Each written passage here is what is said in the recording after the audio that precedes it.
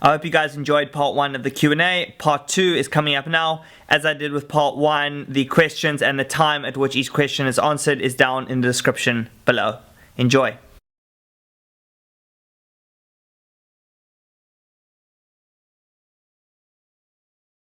Like, the wind is no problem. Is he from Cape Town? I don't know.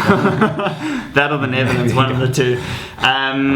Yeah, I think if you kind of stagnant for a long time, let's say you've been at 255 for a while, like maybe you need to change something up, and maybe you do need to like start pushing yourself in some shorter intervals, riding harder, and you know, going hard on hard days and easy on easy days, because you shouldn't be stagnating. If you've been riding for a while and you ride and you train hard, you should be improving. When we start working with a new athlete or new clients, is I've been doing this I've been training, and like I improved a lot, like over the first like year, 2 years, 3 years, whatever. Now I feel like I've reached a point where I'm sort of stagnating, or like I've reached a plateau. I can't get any better despite doing sort of the same amount of training. And a big thing is the new awesome. Okay, well, tell me a bit about your training. What do you do? And it's like, okay, Monday I rest. Tuesdays is like a hard group ride with some mates. Wednesday it's like intervals on the hill, and then Thursday is another group ride. Friday will be an easy ride or another ride of mates. Saturday will be like long ride. Sunday long ride. Okay, that's 1 week. What do you do the next week? And then it's like, no, the same thing. And that's, I think, the trap people fall into is, you know, if you don't change the stimulus, then you're not getting any sort of response to adapt or to improve. So, you know, changing that is, or adding a bit of structure, whether it be polarized or any other sort of model, is generally the best way to improve that. And the reason we're huge fans of polarized training is because we believe, and the science or the research seems to back it up, is that is best practice. And polarized, the sort of model or the name is obviously because you're doing a lot on one end and the rest on the other end, and you're sort of missing that middle ground or thing. And that model was developed based on looking at like elite, world-class endurance athletes and looking at how they train. And that's what came out, is the fact that they were the majority of their work very easy, and then sort of the high, so that they were fresh enough to, when it got to the high intensity stuff, they could. And really, when you do a high intensity session properly, well executed, and because you're fresh enough to do it, that's when you get that potent stimulus to adapt, and that's when you actually sort of improve your performance. I suppose it's a tricky one to, you know, like we like anything that we can attach a label to. So everyone's like, oh no, base, or whatever. Like, I'm just, you know, when you start riding after a break, or if it's sort of in winter, or you're just starting your basic endurance rides, it's just base work and stuff. So I suppose, yes, we do use a base block, but again, it's the idea there is just to improve aerobic capacity or endurance capacity just by doing lots of longer, or not lots of, but gradually increasing the volume of very, very easy rides. Again, just giving you like 20 hours of just zone 2 is going to like be mind numbing. So we throw in the odd interval session as well, whether it be strength work just to keep the strength there, or some steady state climbing, but still at an aerobic level, not going too deep. I think it is sort of, I wouldn't say necessary, but it definitely does help, provided they're done at that low intensity. So not going out and doing like 3, 4, 5, 6 hours like super hard, but rather just relaxed, nice, easy riding. And but again, like this block, sort of as we approach nationals, we've kind of skipped it because we know that the capacity is there. We don't need to necessarily work on it. So is it an absolute necessity? Probably not. But you know, if you can fit it in based on your structure, then go for it. And again, just try and keep it relatively easy and build the volume up gradually. So just make sure that the intensity is low as the volume goes up, because if you one of the biggest mistakes we see when guys get a bit too fatigued is they try and do too much, or they try and do combine sort of high intensity or long rides and harder efforts, and it just doesn't really work. It's there, it serves a purpose, and definitely for a professional like building their season, we would definitely try and sort of include it.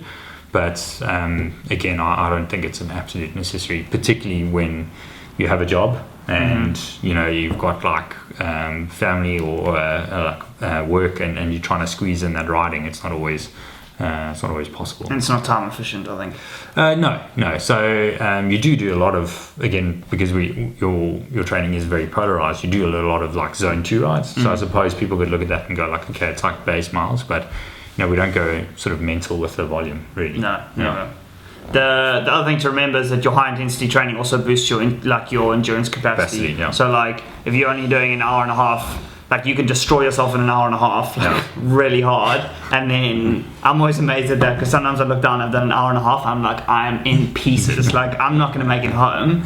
But then when you go out on the weekend, you do an easy ride, or a long ride, you're usually fine. And from the races, for me, like often as we get close to the races, that's one of the things we chuck out, is that longer ride. Yeah. And then I can go to the race, and sometimes it's 170, 180, sometimes even 200k, and I actually don't struggle with the distance. No. That's not something that bothers me, and I don't think we've ever done, even if it is a focus, like a base block, there's always stuff in it, there's talk work, there's something. Yeah, again, that's just to break the monotony of just riding and just riding and just riding. So, but you will, I don't think we ever prescribed anything longer than 6. Never. Interval sessions. No, but both. Again, like I think you fall into the trap of like going, like, and we actually saw this. We had a guy come to us, and he was absolutely fried. Like he was showing some serious signs of like overtraining, and then we were looking, and he was preparing for like a big multi-day race here in South Africa, and he couldn't get past like the second day on these multi-day races, and we looking at it, we were a bit confused, and then I said, okay, cool, same thing as we start with a new client, like, you know, like tell me about your training, and then he said, I've got it all logged. So we downloaded it, had a look on Golden Cheetah, and like Monday interval session, but I mean like a proper interval session, and then Tuesday another one, and then like Wednesday a third. I know, yes, you do a lot of intervals. It's like, yeah, I do, you know, but I mean I've only got like an hour and a half a day, and it's still not the way to do things. I think you obviously want interval work in or some form of quality sessions, but you know, more for a recreational level cyclist, more than 2 a week is just too much, and they have to be sort of spaced out. Because I'm doing 2 a week max. We'll do 3 in maybe 8 days if we're like squeezing. But we will like still if you've got 1 hour, then just do your 1 hour, but do it in zone 2, and then like the next day, then you can really deliver on your interval work. And then obviously the rest you just keep sort of as easy as possible. So maximize the amount of time you've got, but don't think that because you're short on time that you have to do more of the interval work that's going to actually like push you back. Yes and no. I will be racing there a couple times, but it won't be sort of the same quantity that I was last year. I'm not going to be down in California for the start of the season. I'm not going to be spending sort of 3 months there. I don't know when my first race in the US will be. I'll find that out sometime soon, hopefully, but it'll be a couple races. It'll definitely be sort of the Reading 120 at the end of the year, and hopefully something else sort of earlier on in the year, but we'll kind of cross that bridge as we go. I don't restrict for like easy rides ever, and I don't periodize my nutrition, but I do notice that it changes during different periods. I think you do. I think you do periodize, and like that's based on that ride we did on on Sunday together. A lot of the rides you do are mainly on sort of water. You do have sort of other fuels and stuff with you, like just in case, but. I think just doing an easy ride if you're fueled and you don't need the carbs for that particular session or whatever, then riding on water I think is fine. But you also don't overcorrect, where you don't think like every ride you do must be low carb, because then again you just like you wouldn't be performing. There's no ways I'm sending you out for like a 8x4 on like a carb restricted diet and be like, the numbers a bit low today.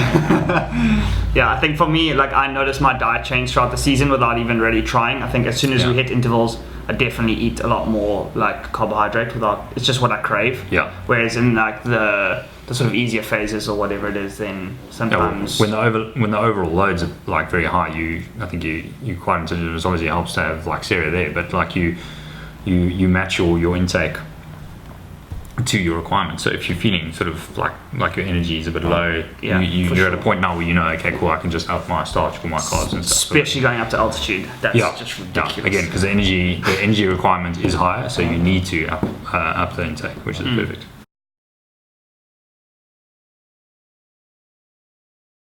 Yeah, we do some fasted training, not that much. Yeah, also try not to just like go overboard with it. So we do sort of the odd, what we call an IMCG ride, intramuscular triglyceride ride, which is just done sort of in a fasted state. Sometimes we will deplete the day before and then ride easy on sort of no carbs the following day.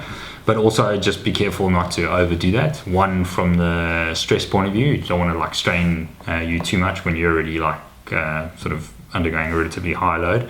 And yeah, like we can get away with a couple of them a week and that's it. I don't think there's any sort of reason to do more than that. We've never really measured your fat oxidation in the lab.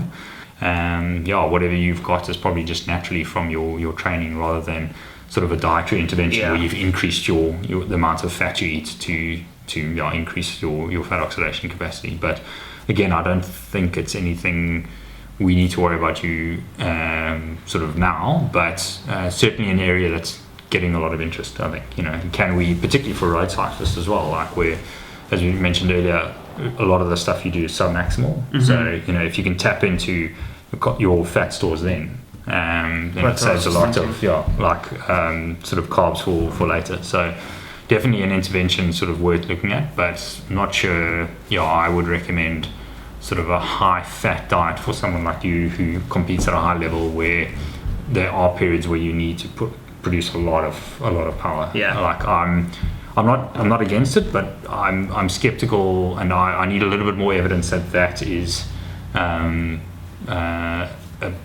like a strategy that can not affect performance, particularly at the high intensities. I mean, like going for like 200 Ks or 250 Ks, no problem, like for sure. But being in a 200K race where there's like surges and like high intensity periods and stuff like that where you need to respond, I still think like a sort of, like, I wouldn't say carbohydrate rich, but like carbs are still required, I think, to perform at that level.